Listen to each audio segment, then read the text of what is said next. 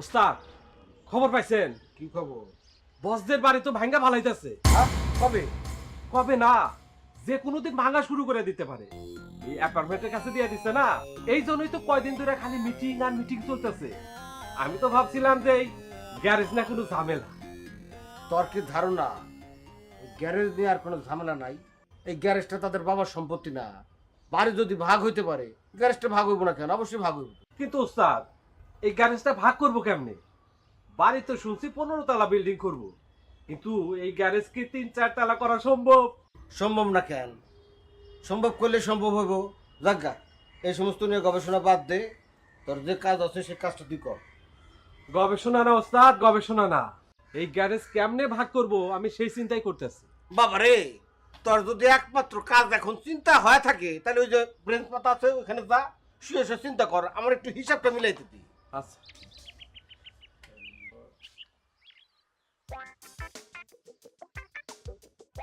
আচ্ছা, এর থেকে এইটুকু হলো পুলক বস, ওইটুক ঝলক বস, এইটুক যদি আলোক বস দেয় ওইটুক হলো বোনে, আর মায়ের যদি এইটুক দেয়।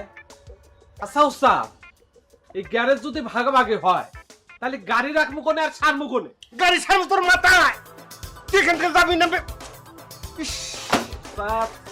চিন্তা করতেছি কি দেখি হইব। এইসব পাগল ছাগলের হাতে বসবাস করে একটু কঠিন দেখতেছি। এমনি আমার হিসাব মিলতেছে না, বারবার একই একই কথা।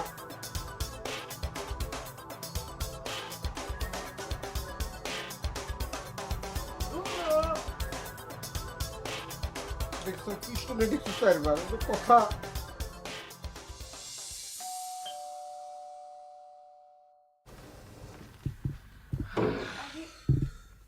ফুপু আসেনি? না, ফুপুকে নিয়ে আসলেন না কেন? আমরা তো আর মাকে আনতে যাইনি। কি রে, তোরা চলে আসছিস? মার কি খবর? মা ভালো আছে। ও, তো মাকে নিয়ে আসবি না? আপা, আমরা তো আর মার কাছে যাইনি যে মাকে নিয়ে আসবো। ভাইয়াকে একটু মানে ধরলে, একটু কান্নাকাটি করলেই তো ভাইয়া নিয়ে যেত তোদের। আপা কান্নাকাটি করার দরকার কি? মা তো এমনিতেই চলে আসবে, সেটাই তো ভাইয়া বললো। ফুপু কোথায় আছে ঠিকানাটা পাওয়া গেছে? ভাইয়া বলতে চাচ্ছে না। ঠিকানাটা জানা থাকলে না হয় আমরা গিয়ে দেখে আসতে পারতাম। এক্স্যাক্টলি।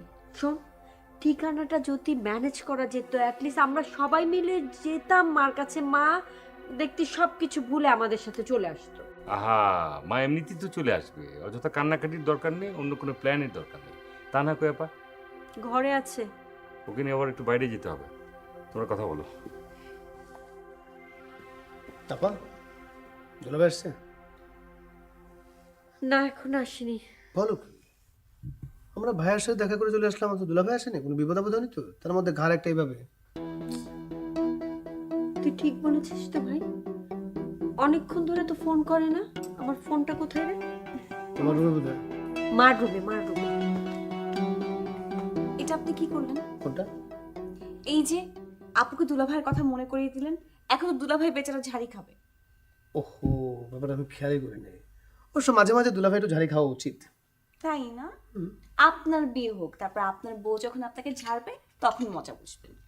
মনে হচ্ছে ঝাড়বেই।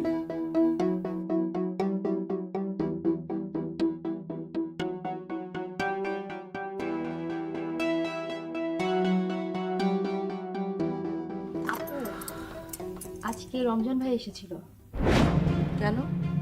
কেন আবার? তোমার খবর জিজ্ঞেস করলো। তুই কি বলেছিস? আমি তো বলে দিয়েছি যে তুমি বাড়িতে নেই। গুড। এরপরে আসলে বাসায় ঢুকতে দিবি না, দরজায় খুলবি না।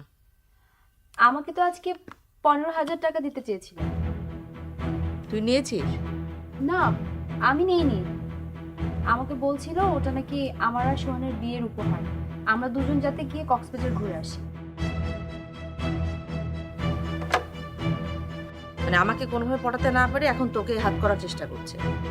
গাধাটা বুঝে না যে 100 জনকে হাত করলেও কোনো লাভ নেই। আমি কোনোদিনও তাকে বিয়ে করবো না। তাহলে তুমি পুলক ভাইকে বিয়ে করে ফেলছো না?